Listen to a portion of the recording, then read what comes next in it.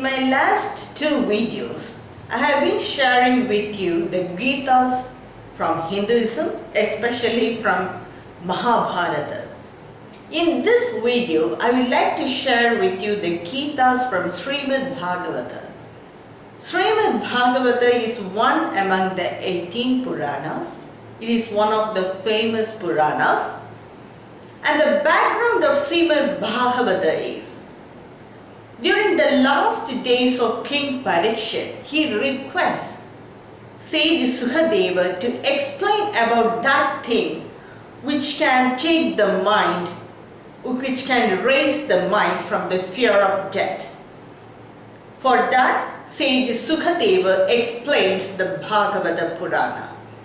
In my view, Srimad Bhagavata is a philosophical work saturated with devotion.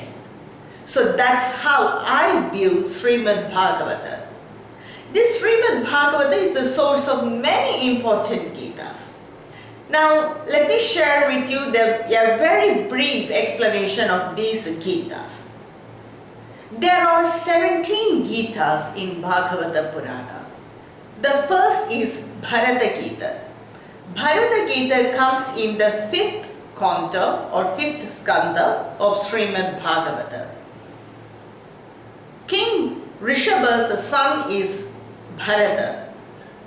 Sage Bharata advises King Rahuguna about how to control the mind and how to attain liberation. So this advice is known as Bharata Kita. It is after this great sage, this land is known as Bharata. So that's Bharata Kita. The next is the Bhikshu Gita. Bhikshu Gita comes in the 11th skanda of Srimad Bhagavata. It's a part of Uttavagi Gita. It's about the story of a Brahmin from Avanti, how he overcame his desires and attained liberation. It's a completely Advaita Vedanta work. This King Parikshit asked a question to Sage Sukadeva. Sukadeva explains this Bhikshu Gita to King Parikshit. The next is the Gopigatas. There are a set of 6 Gitas known as the Gopigatas from the 10th skanda. The Gopis of Vrajabhumi, they sing in praise of Lord Krishna. So these are known as the Gopigatas. The first among the Gopigatas is the Venu Gita. The Gopis, they hear the Venu Gita, that is the flute song of Lord Krishna during the night. And in the morning when they come out for work to tend their cows in the forest, they sing about the praise of that Venu Gita, that is about that flute song, that is Venu Gita. The next is the Pranaya Gita. Pranaya is a unique state of mind. It's a spiritual mentality of equality. There is no difference between those two individuals, that is between a lover and his or her beloved. That is between Lord Krishna and the Gopis or the Radharani. So it's a state of spiritual equality where they lose their individuality. It's a unique state of spiritual equality. During that state, the two individuals, they do not feel the difference between their prana, mana, buddhi, deha and vesha. That is, prana is their life birth. They do not feel any difference between those two individuals. The next is the mana, their mentality are same. Then buddhi, even their intellect is same. They don't feel the difference between their bodies, and they don't feel the difference between their dresses, that is the vesha. So it's a spiritual mentality of equality, or it's a oneness of heart. The Gopis sing in praise of this emotion, that is their emotion of pranaya towards Lord Krishna, that is Pranaya Gita. Then next is the Gopigata. the Gopis of Vrajabhumi, they assemble on the banks of river Yamuna and they sing in praise of Lord Krishna, that is Gopigata. Then next is the Ayala Gita. It's a very famous and unique Gita where they sing the praise of Lord Krishna in the couplets of verses, in pairs of verses. It's a very unique Gita. Then next is the Venu Gita. By the order of King Hamsa, Akrura comes to the Vrajabhumi to take away Lord Krishna and his brother Balarama.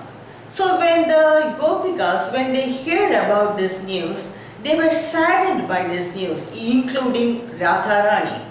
So they sing a song expressing their feeling of separation from Lord Krishna. That is the Viraha Gita. Then next is the Bharata Kita. So knowing that after going to Mathura, Lord Krishna sent his friend and devotee Uttava to the Vrajabhumi. He knows that all the Gopikas were in a disturbed state of mind. So he sends Uddhava to console them. So Uddhava arrives in the morning, and when the Gopikas, when they saw Uddhava, they spotted a honeybee circling around that space where Uddhava was there. So one of the Gopis, she thought that this honeybee is a special messenger from Lord Krishna, and she laments about her feeling of separation to that honeybee. That is Bharata Kita. So these are the set of 6 Gopigatas from the 10th skandha. The next is the Kapila Gita. It is from the 3rd skandha. It is the advice of sage Kapila to his mother Devahuti. Sage Kapila is the father of Sankhya philosophy, which is a dualistic philosophy which explains about Prakriti and Purusha. And this Gita, it is also known as Kapilopadesha. It's a very profound Gita which explains about the Sankhya philosophy. So that is the Kapila Gita. Then next is the Rudra Gita. It comes in the 4th skandha of Srimad Bhagavata.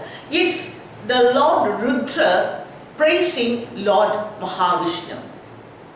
It helps for liberation. This Gita is very helpful for liberation. The next is the Rishabha Gita. It comes in the 5th skandha of Srimad Bhagavata. It's about how to control the mind, how to practice good values. It is a King Rishabha advising his children about this concept. So that is the Rishabha Gita. The next is the Shruti Gita, which comes in the 10th skandha. Shruti Gita is about the Vedas revealing about Brahman. To one of the questions of King Parikshit to sage Sukadeva, Sukadeva recites this Gita. It's about the attributeless Brahman, how the Vedas reveal Brahman. And the next is the Uttavagi. It's a very famous Gita, and it comes in the 11th skandha of Srimad Bhagavata. Uttava Gita is also known as Hamsa Gita. It's a deep philosophical work, devotional work, everything is combined here, and it has 1000 verses. It's the last discourse of Lord Krishna to his friend and devotee Uddhava. It's a very profound work, and it's a must-read Gita, just like Bhagavad Gita.